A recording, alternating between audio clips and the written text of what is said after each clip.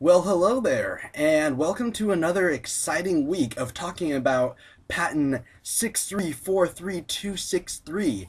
I'm really excited this time because I get to tell a backstory on the claim of the real-time API handling unit. Can't think of anything more exciting to do right now. So, a little background. I've already done a little bit of that on my first video on this topic, so you should go check that out. I'm going to try to cover some new material this time. So let's quickly talk about just a review on what this patent does, or the invention rather. It's a system that has an API handling unit or system which handles a variety of data types, such as voice, video, or what have you. And that's essentially the gist of it.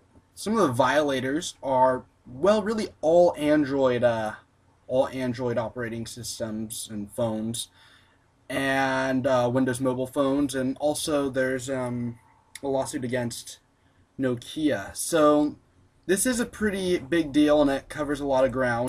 So the claims in question here are 1, 2, 24, and 29, and I would probably spend all day if I wanted to list out the details, but really they just make up the main idea of the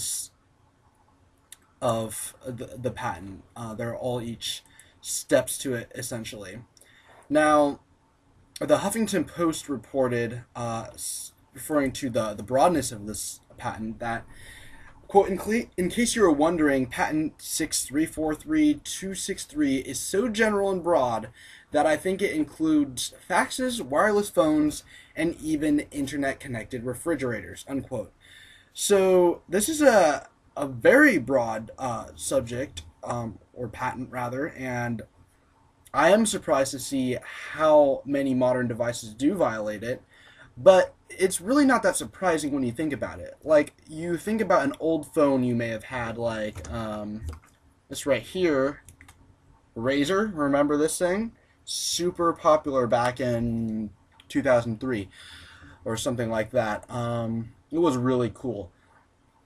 But it can't do anything that a modern smartphone can do, really. Like, it has no real-time functions except for transmitting voice when you're actually talking on the telephone.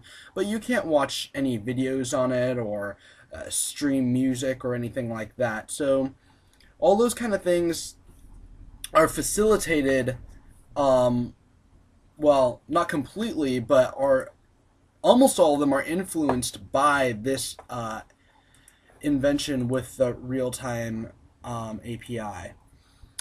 So I think it's pretty clear on the surface level that these modern smartphones do violate these claims. And what's been really interesting is the development in the actual lawsuit. This happened, looks like just last week, I think.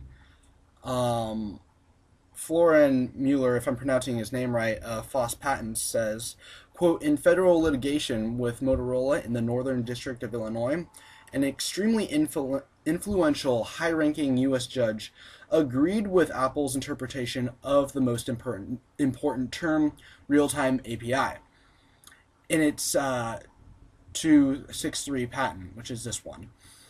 Under this interpretation, Android most likely infringes on the patent, and a workaround appears difficult, to say the least.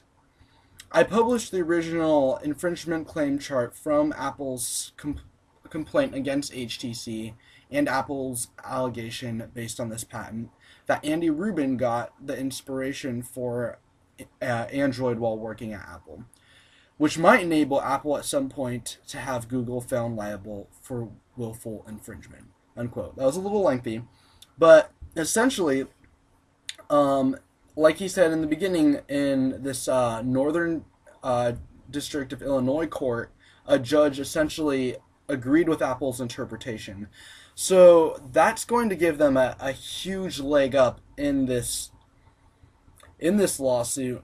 And it was looking kind of shaky before, but I believe that this is really going going to make a difference. And then the analysis on Andy Rubin is also going to be a huge point in their favor. And in my first video on this patent, I did discuss Andy Rubin in length and what his involvement in Apple and Google was, and I posted a little flows chart. So here's a link to that video again if you're interested in catching up on what's going on with Andy Rubin. But yeah, so that's what's going on in this court case, and those are the claims being violated. So I think we see that Apple's case has been significantly strengthened, and we'll just have to sit tight and see what happens next. So I will see you next week.